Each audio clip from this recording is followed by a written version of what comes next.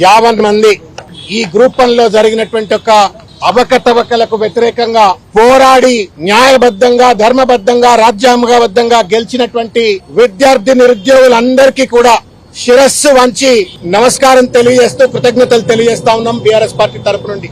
ఇది రాజకీయాలకు అతీతమైనటువంటి ఒక సమస్య.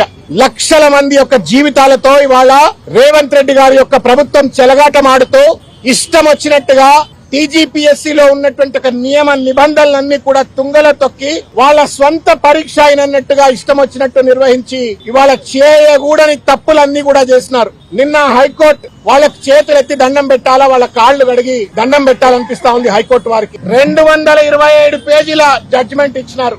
ఆ జడ్జిమెంట్ లో ఉన్నటువంటి ఒక పదం రేవంత్ రెడ్డి గారి ప్రభుత్వానికి టీజీపీఎస్సీకి చెంప చెళ్లు అనిపించినట్టుగా ప్రతి పదాన్ని కూడా ఆ జడ్జిమెంట్ లో రాసిండ్రు.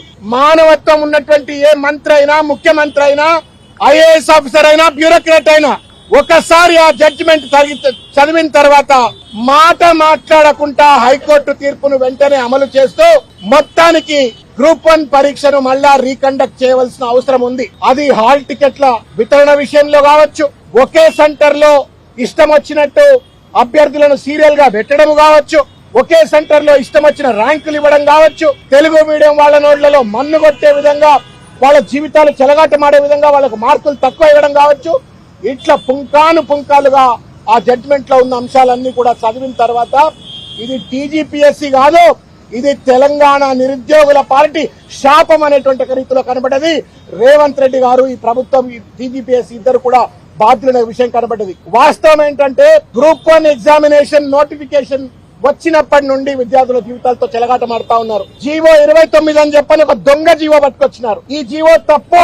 ఈ జీవోలో ఉన్నటువంటి అంశాల వల్ల ఈ రాష్ట్రంలో ఉన్న ఎస్సీలు, ఎస్టీలు, బీసీలు వర్గాలకు, అరగలొక్కబడ్డ వర్గాలకు అన్యాయం అవుతుందని చెప్పని సహేతుకంగా ఆధారాలతో చూపెట్టినప్పటికీ కూడా జీవో 29 ను ఒంటెద్దు పోకడతో దున్నపోతు మీద నీళ్లు పడ్డట్టుగా వ్యవహరించి ఆ జీవో 29 అమలు చేసే ప్రయత్నం చేసినారు. సరే, ప్రిలిమ్స్ అయిపోయింది. కనీసం మెయిన్స్ ఎగ్జామ్ అన్నా చక్కగా నిర్వహిస్తారా అంటే దాన్ని కూడా పూర్తిగా లోపభూయిష్టంగా నిర్వహించినారు. ఇంతకుముందు పెద్దలు ఆర్ఎస్ ప్రవీణ్ కుమార్ గారు చెప్పినట్టుగా మొత్తానికి గ్రూప్ 1 ఉద్యోగాలన్నీ కూడా అమ్ముకున్నారో ఏమో అని చెప్పని అనుమానం కలుగుతా ఉంది. లేకపోతే మెడకాయ మీద తలకాయ ఉన్నవాడు ఎవడైనా సరే, అడ్మినిస్ట్రేటివ్ రూల్స్ పట్ల కనీస అవగాహన ఉన్నవాడైనా సరే, టీజీపీఎస్సీ రూల్స్ ను అమలు చేయాలని చిత్తశుద్ధి ఉన్నవాడు ఎవడు కూడా ఈ రకమైనటువంటి ఒక తప్పులు కూడా చేయరు. నేను తెలంగాణలో ఉన్న నిరుద్యోగులకు, విద్యార్థులకు, అధ్యాపకులకు అందరికీ విజ్ఞప్తి చేస్తాను. ఒకసారి ఆ 220 పేజీల జడ్జిమెంట్ కాపీని చదివితే రేవంత్ రెడ్డి నిజ రంగు బయటపడుతుంది, టీజీపీఎస్సీ నిజ రంగు బయటపడుతుంది.